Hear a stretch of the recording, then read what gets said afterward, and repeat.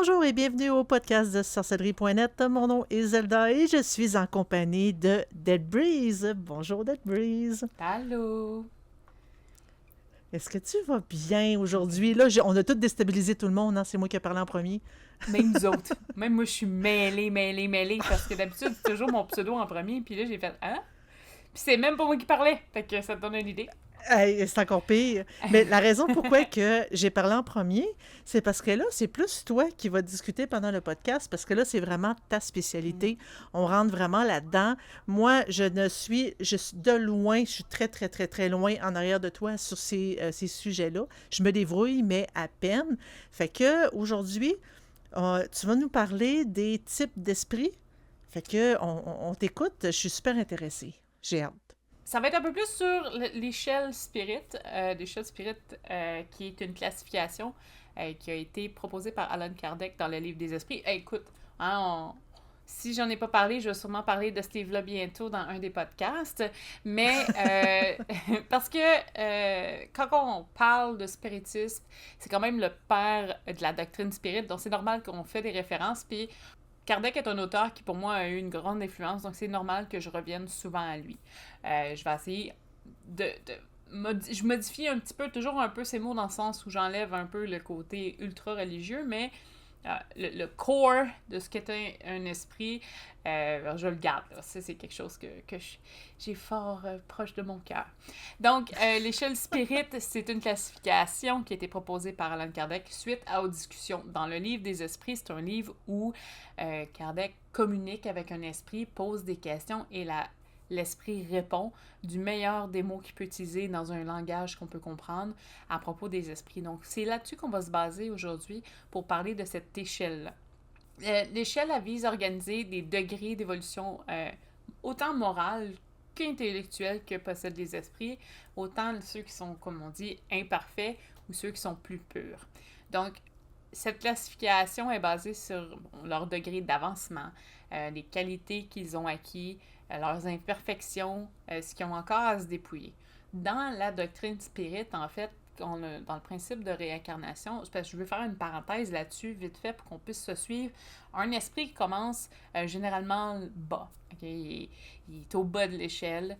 Il fait quelques expérimentations parce que nous, mettons, notre année humaine, c'est relativement court pour un esprit. Notre temps ou notre visualisation du temps peut être très, très différente. Ça fait combien de fois qu'on est réincarné dans plein d'autres formes? On n'est pas vraiment au courant, mais pour eux, dans le fond, le but, c'est, bon, au début, on est un peu des imparfaits, on expérimente, et au fur de nos réincarnations, on apprend. On apprend des concepts, des morales, on apprend à essayer de devenir peut-être un petit peu mieux à chaque fois, chaque réincarnation, tu sais, de l'amélioration, hein? Donc, cette échelle-là aussi permet de visualiser à peu près à quel endroit l'esprit se situe dans son évolution. Il n'y a rien d'absolu dans l'échelle. Okay? Tout peut changer parce qu'il n'y a pas vraiment de catégorie. Tu sais, c'est pas une échelle qui dit, bon, ben c'est comme ça chez nous. Les esprits qui sont de tel niveau sont de tel niveau.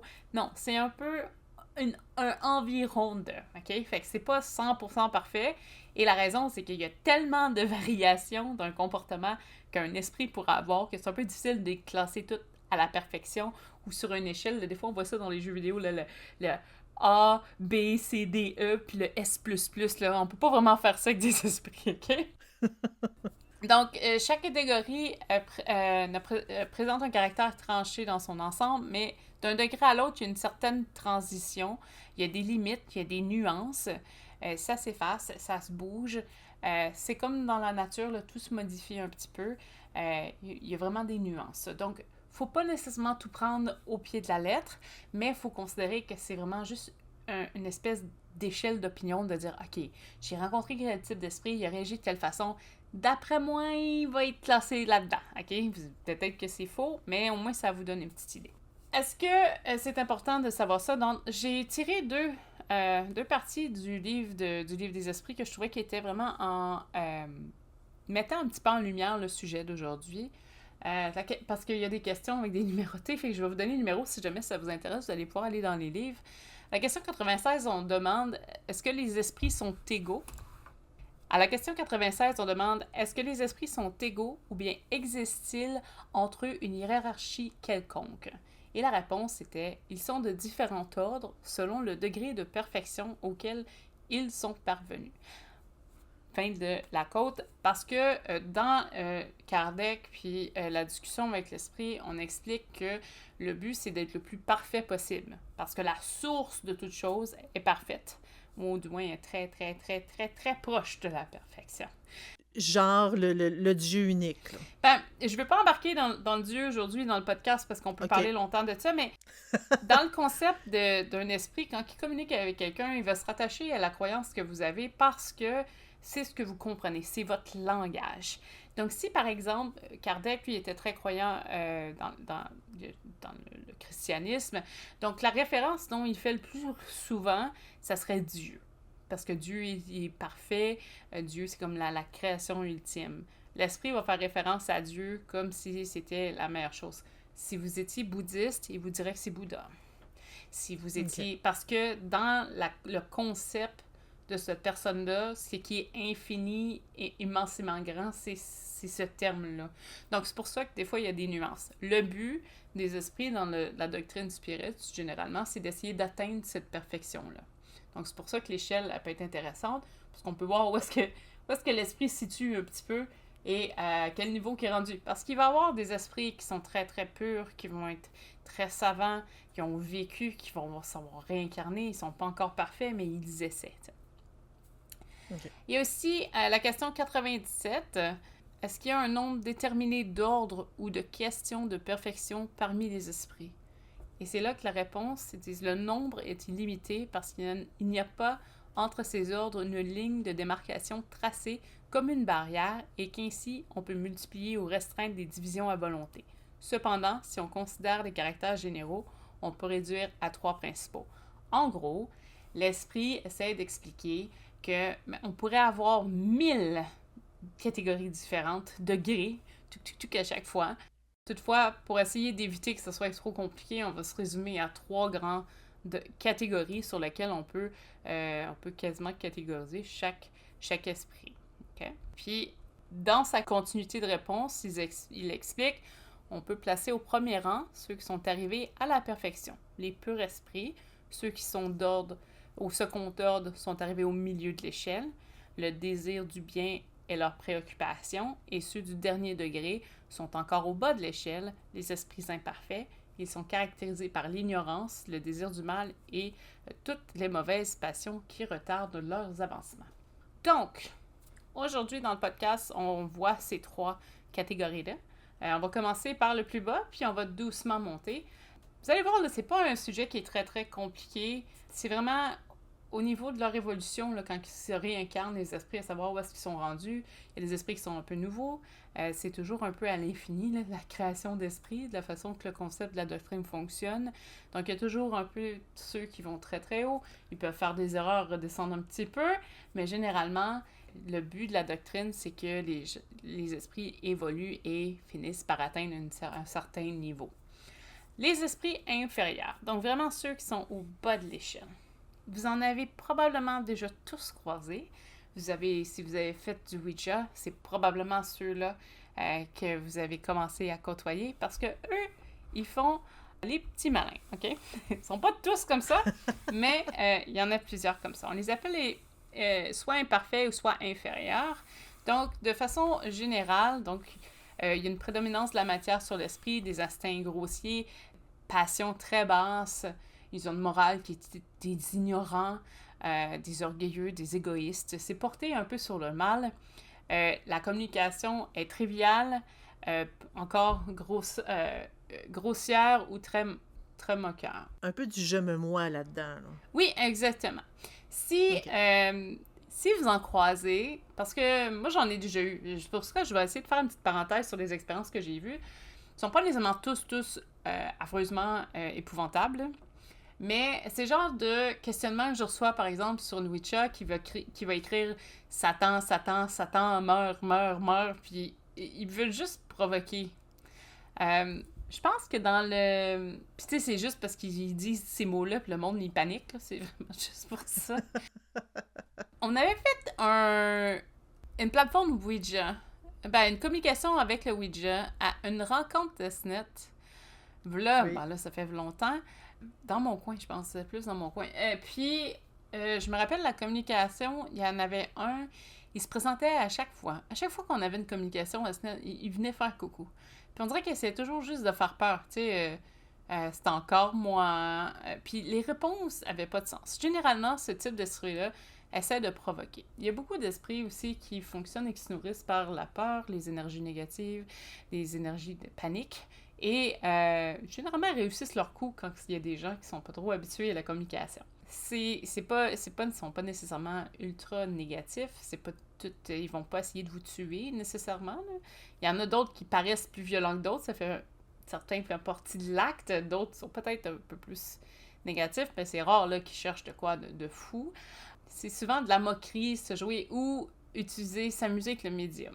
Tu sais, genre lui faire croire plein de trucs que ça n'a pas de sens, mais parce qu'il est trop omnibulé par ce qui se passe, ben, il croit à toutes les histoires, où il va y faire dire que 2 plus 2 égale 6, puis même s'il sait que c'est 4, il va tellement y croire qu'il va finir par croire que 2 plus 2 égale 6. Je vous dis, c'est un exemple grossier, là, mais c'est parce qu'il y avait un exemple semblable dans les livres que j'avais à l'époque qui disait que c'était un truc tellement évident que c'était faux, mais que vu que c'était un esprit qui avait bougé la planchette, la personne croyait que c'était forcément une vérité. Donc des fois, il y a ça aussi, ils peuvent jouer avec ça. Il y a plusieurs catégories dans les esprits imparfaits. On a les esprits impurs, ceux qui sont malveillants, inspirent le désordre, la haine, les vices. On a des esprits légers. Ils sont superficiels, frivoles, raillards. Et on a les esprits neutres ou indifférents. Eux sont ni bons ni mauvais. Ils n'ont pas tant de caractère. Ils disent pas grand-chose. Sont comme un peu au top de leur échelle. Ils sont pas nécessairement mauvais, mais ils n'ont pas encore appris beaucoup. Dans le livre des esprits, on explique à question 99 que les esprits du troisième ordre, donc de ceux qui sont imparfaits, là, sont-ils tous essentiellement mauvais? Et la réponse, c'est non. Il y en a qui font ni bien ni mal, d'autres au contraire se plaisent au mal et sont satisfaits quand ils trouvent l'occasion de le faire. Et puis, il y a des esprits légers ou follets qui sont plus brouillons que méchants, qui se plaisent à la malice qu'à la méchanceté, et qui trouvent leur plaisir à mystifier et à causer des petites contrariétés dont ils se rient. Donc, un esprit imparfait ou un esprit impur n'est pas nécessairement un meurtrier en cachette en forme d'éthéré. C'est vraiment, il y a plusieurs nuances. Donc oui, il va y en avoir qui vont être là pour 100% faire peur. Il y en a que, écoute, ils s'en fichent. Ils vont faire des blagues, ils vont rire parce qu'ils vont se moquer de vous. C'est tout. Il n'y aura pas vraiment de méchanceté derrière ça, mais ce ne sera pas très, très poussé comme conversation. Et il y en a qui sont vraiment à la limite de passer à l'autre seuil, mais sont neutres. Ils sont pas méchants, sont pas nécessairement bons, ils savent pas, ils sont un peu perdus. OK? Donc ça, c'est la première échelle entre les trois. Ensuite, on a ce qu'on appelle les bons esprits ou les esprits moyens. Okay? C'est plus un équilibre entre l'esprit et la matière. Il y a une espèce de compréhension de ce qui se passe. Il y a une volonté d'aller vers le bien ou du moins ce qui est positif. Ils ont une morale qui est plus bienveillante. Ils sont charitables. Ils sont porteurs de sagesse. Ils ont une communication qui est plus digne, instructive, qui est plus noble, qui est plus simpliste. D'ailleurs, parenthèse pour l'autre d'avant, là, quand vous communiquez avec eux, là, c'est très très saccadé, très sec. Ceux qui font du Ouija, là, vous le sentez tout de suite. Très sec. Oui. Par exemple, moi avec le Ouija, mais j'imagine qu'avec l'écriture automatique, c'est la même chose. Hein. Mais un esprit imparfait, là, il y a beaucoup de misère à contrôler et c'est des coups que vous recevez. La planchette va bouger à coups de coups. Un esprit moyen, ça va être plus tranquille. Ça va être doux, ça va glisser sur la planchette. Un peu plus fluide. C'est plus fluide. Ils prennent leur temps. Ils sont pas pressés. Okay. Ils ont un message à passer, mais ils veulent te faire comprendre que tout est zen, tout va bien aller. Okay? Ils sont souvent proches parce qu'ils veulent tenter d'aider. Donc, ils sont préoccupés à essayer d'aider, de protéger, mais ils sont limités. C'est pas des esprits qui ont fait des centaines et des centaines et des centaines de réincarnations. Ils connaissent pas tout, mais ils voudraient connaître tout. Ils voudraient aussi que toi qui communiques avec lui, sois informé de quelque chose parce que ça pourrait t'aider. Fait qu'ils ont vraiment ce côté qui est quand même intéressant. Ça, c'est les esprits bienveillants. Ensuite, on a les esprits savants. Ils possèdent plus de connaissances, sont un petit peu plus intellectuels, ils sont un peu plus détachés de la morale. Ça ne veut pas nécessairement dire que c'est mauvais. Okay? C'est que les concepts de moraux au niveau des esprits sont un peu différents des concepts de nous qui vivons dans un monde physique. Il y a des choses que on vit, des choses que on doit apprendre avec nos émotions, que c'est pas nécessairement la même conception de l'autre côté. Donc, mais toutefois, c'est des bons apprentissages. Il y a une raison pourquoi on est là, c'est pour apprendre, donc c'est important que notre esprit apprenne de toutes plein de formes différentes. On a aussi les esprits sages. Eux, ils ont une meilleure connaissance. Ça devient un petit peu une élévation morale. Ils comprennent un peu plus le sens des choses. Ils ont fait encore un peu plus de... Parce qu'ils se réincarnent souvent. Je veux dire, c'est pas quelqu'un qui passe d'un stade à l'autre, bouf, puis c'est à force de faire, il y a plusieurs choses qui vont se passer et donc connaissent un peu plus ce qui se passe derrière les voiles. Et ensuite, on a les esprits supérieurs, donc ils sont dégagés de la matière, sont moins attachés à tout ce qui est physique. Ils inspirent des grandes idées, des envies de justice, des envies de progrès et des envies très fortes au niveau de la morale. Donc, les bons esprits veulent vous enseigner quelque chose. Ils aimeraient ça, même si parfois ils ne sont pas encore rendus là, ils aimeraient ça vous dire « Hey, moi je suis de l'autre côté, moi j'étais là, ou je connais ton esprit ». Parce que là, on peut aller dans ce... Je ne veux pas aller dans ce sujet-là nécessairement aujourd'hui, mais des fois, on a des esprits avec qui on a des attachements qu'on ne connaît peut-être même pas durant notre réincarnation terrestre, mais ça peut arriver que cet esprit-là, comme « Hey, je sais, tu te souviens pas de moi, mais faut que tu te rappelles de tel truc ou de telle morale parce que là, tu en as besoin dans ta réincarnation. » Et donc, c'est des esprits qui vont tenter de vous guider. Il y a des esprits guides qui vont tomber un peu plus dans cette catégorie-là. Des ancêtres qui sont de bonne foi tomberaient un peu plus dans ce qui est des bons esprits, dans les esprits moyens. Donc, c'est vraiment comme le core au milieu. Ensuite, on tombe dans les esprits purs, ou ce qu'on appelle aussi des esprits supérieurs. En fait, c'est un esprit qui, avec vraiment beaucoup de réincarnation, est le plus proche ou essaie vraiment d'être le plus proche de la perfection. Il n'est pas tout à fait là. Je pense que c'est presque impossible de l'atteindre, mais il essaie. Hein? C'est ça son but. Donc, c'est une perfection qui est un peu plus morale, intellectuelle, dépourvue de passion et détachée de la matière.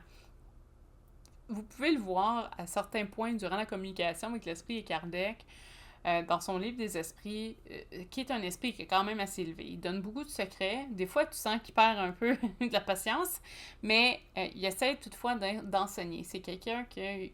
en tout cas, c'est un esprit qui, au fil de ses réincarnations, a acquis beaucoup de savoir, toute la matière, tout ce qui est l'infini. Et pourtant, malgré les limitations du langage, arrive quand même à donner un gros discours.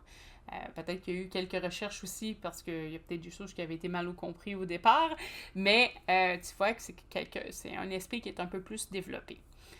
Dépourvu de passion, c'est que c'est pas nécessairement que l'esprit est plate ou qu'il est morne, c'est vraiment les attachements. Par exemple, vous savez, il y a des fois des endroits où est-ce qu'il y a un esprit qui reste, on dit que la maison est hantée, par exemple, il y a un esprit qui a un attachement.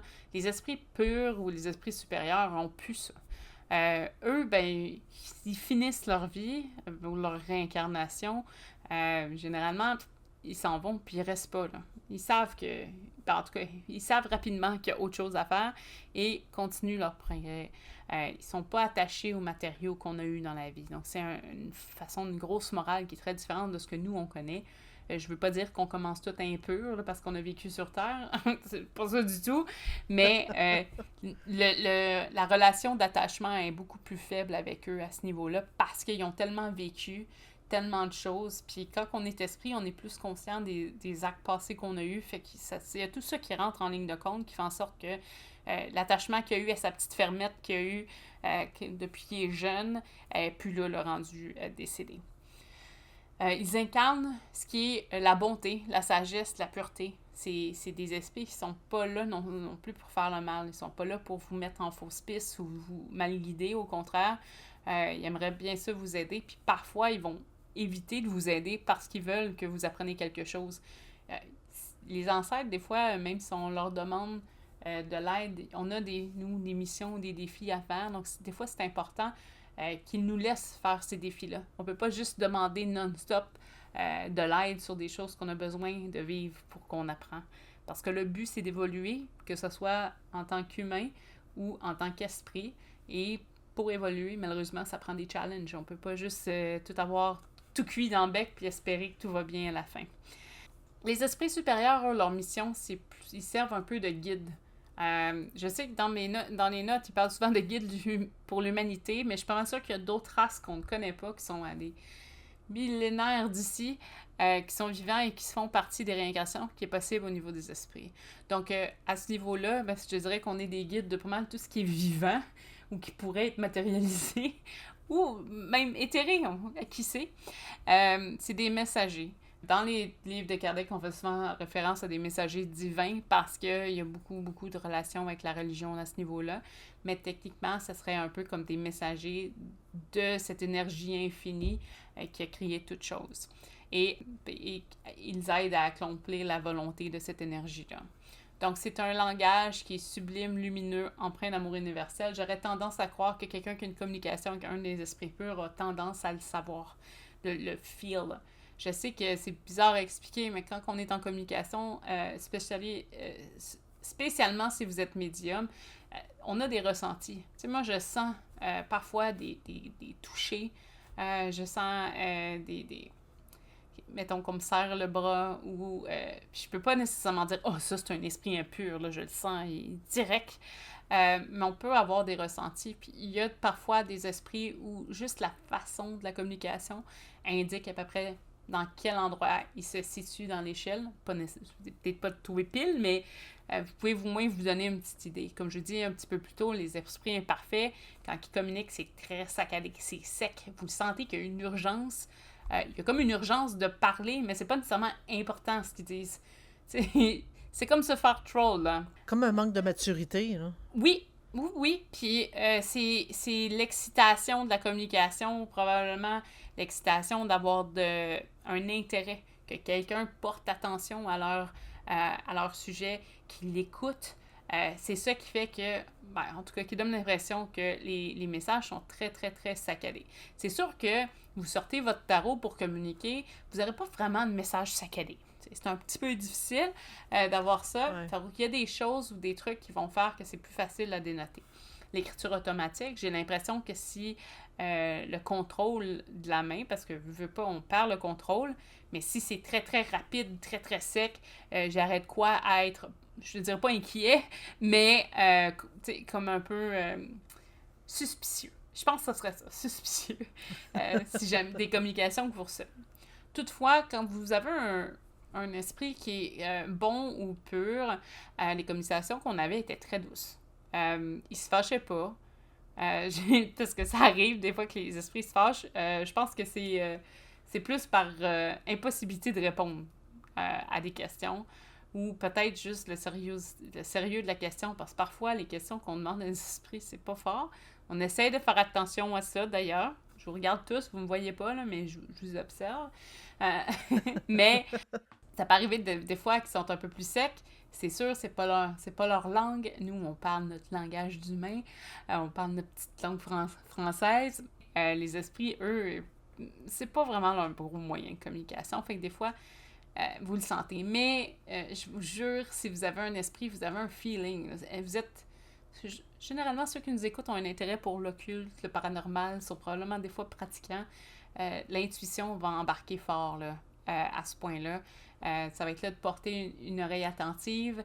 Vous allez avoir le feeling, puis juste des termes, la façon que ça bouge, toute la communication, c'est un paquet de symboles que vous pouvez utiliser pour justement démystifier ce côté-là. Utilisez-le, c'est important. Puis en plus, ça vous permet de mieux contrôler une séance et ça, c'est juste pour le meilleur. Donc, en gros, si on fait un petit résumé, on a une échelle. En bas de l'échelle, c'est les esprits qui sont encore prisonniers des passions matérielles. Tu sais, les poltergeists, là. techniquement. Les maisons hantées négatives ou les places avec les mauvaises ondes, mais en fait, on les catégorise avec ces esprits-là. Donc, les esprits imparfaits, c'est des ignorants, des moqueurs, mauvais ou très, très neutres. Parce qu'ils sont pas nécessairement tous mauvais, mais il y en a qui ne savent juste pas qu'est-ce qu'ils font là. Le milieu de l'échelle, c'est des esprits qui sont en progression. Donc, ils sont bienveillants, ils veulent aider. Et des fois, ils sont encore imparfaits, ils font des demandes qui étaient comme « Oh, c'est bizarre », mais c'est tout.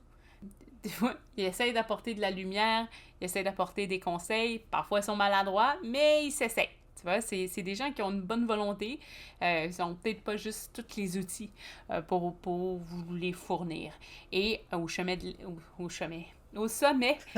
l'échelle, on a les esprits purs, les guides spirituels, des modèles de perfection. Donc, c'est eux qui veulent un peu démontrer l'exemple pour tous les esprits. Et éventuellement, c'est le but d'atteindre cet endroit-là là, en tant qu'âme, en tant qu'esprit, au fil des réincarnations. Donc, l'échelle spirit, en gros, c'est juste une façon de visualiser les esprits. Quand vous êtes en communication avec tous les symboles un petit peu que je vous ai parlé, rapidement, là, il y a plein de choses. Vous pouvez déceler à peu près, c'est tel type d'esprit. Dépendamment de ce que vous avez devant vous, vos réactions vont pouvoir changer. Par exemple, un esprit impur qui se présente me dit « Ha ha ha, ce soir, je vais tous vous tuer. » Parce que des fois, il y en a que tu le sens tout de suite là, que c'est un farceur. Puis tu dis « Ben écoute, je suis pas intéressé à discuter avec toi parce que... » Tu vois, t'es pas un esprit intéressant pour la communication qu'on veut faire. On s'excuse que tu sois parti dans des mauvaises circonstances ou que tu es à ce niveau-là, mais nous, on passe à un autre appel. Il y a des façons de renvoyer ces esprits-là, les laisser partir. La seule chose, c'est qu'il faut toujours être respectueux. C'est pas parce qu'un esprit est imparfait qu'il va toujours l'être. C'est un esprit qui apprend. C'est un esprit qui doit évoluer. Même si vous êtes peut-être au-dessus de cet esprit-là, même en tant qu'humain quand même, c'est important de rester respectueux. Ça ne fera rien sur le reste, c'est juste ça vous montre aussi que vous êtes passé à travers cette étape-là et vous êtes capable de rester sur pied et concentré et focus. Quand vous êtes respectueux, vous ne tombez pas dans la frustration, vous ne tombez pas dans la haine, vous êtes en contrôle de vous-même et donc en contrôle de la séance. Et cet esprit-là va juste dire, bon, ben c'est plate, moi, j'ai rien pour manger ici. Tout le flux énergétique négatif que je crave normalement, ben je ne l'ai pas. Donc, je vais les laisser tranquilles. Je vais aller le chercher ailleurs. Oui, exactement. Et personnellement, quand j'ai fait mes séances de groupe, puis il y en a tout le temps un et ça dure 5 minutes. Généralement, c'est pas très long parce qu'on est on était quand même des groupes sérieux. Mais généralement, tu expliques, écoute, on n'est pas intéressé, on est content que tu nous envoies un petit message, mais on n'est pas intéressé à ça aujourd'hui. Puis généralement, ils restent pas longtemps parce qu'ils se rendent compte qu'ils n'ont rien à tirer de la situation et donc partent. Et après, mais t'as soit d'autres messieurs qui sont plus neutres, qui vont passer, qui sont un peu mêlés, parce que ça arrive, ou t'as justement les bons esprits qui veulent juste passer des messages. Moi, j'avais eu ça en grosse quantité. Je veux dire, c'est pas des esprits qui vont répondre nécessairement aux questions, mais c'était comme, par exemple, je suis décédée, mais ma maman est extraordinaire, puis j'avais juste envie de le dire. Cool! OK, il avait juste envie de passer un message, puis il n'y avait pas personne qui avait perdu quelqu'un, c'était pas quelqu'un avec nous. Mais c'était important pour cet esprit-là de juste passer le mot. Puis tu le sens un peu, le message, ça venait du cœur. Puis c'était quelque chose qui est encore pour lui attaché, tu vois, au monde matériel. Un esprit pur, lui, il reviendra pas pour dire ma maman était ou ma grand-mère, en tout cas, ou ma fille est encore vivante, puis est extraordinaire. Ils passeront pas pour ça. Pour eux, c'est ben, quand elle va mourir, elle viendra me rejoindre à une autre place. Là. That's it. Puis, il passe à autre chose. C'est ça qui est un petit peu différent. Mais sur ça, si jamais vous avez des questions, des commentaires, des suggestions, peu importe, pour tout ce qui est sujet de sorcellerie, de l'occulte, du paranormal, ben on a sorcellerie.net qui est là pour ça. On a aussi le Discord où on peut faire ça en live et répondre à vos questions. Vous devriez avoir toutes les informations en dessous. Juste en dessous, peu importe où vous écoutez le podcast, ça devrait tout être indiqué. Si vous préférez être en live, nous voir live, il y a le live stream de sorcellerie.net sur Twitch. Il y a aussi Deathlike qui fait des vidéos. On est un peu plus sur le côté spiritisme et la doctrine spirit. Donc, c'est plus un podcast aujourd'hui qui va toucher ce sujet-là. Qui va plus toucher Death-like. Et Death-like aujourd'hui. Puis, on explore un peu plus là, les côtés du spiritisme, la doctrine. On revoit les auteurs. On va faire des activités. On va analyser des vidéos paranormales. Vous allez voir, ça va être super intéressant. Puis, on va analyser là, des cas d'antis. Ça va être excitant. Sur ce, j'espère que vous avez aimé ça, que j'ai pas trop fait peur avec mes esprits. Et, et je vous souhaite une excellente semaine, puis on se revoit dans 2 semaines. Bye! Bye!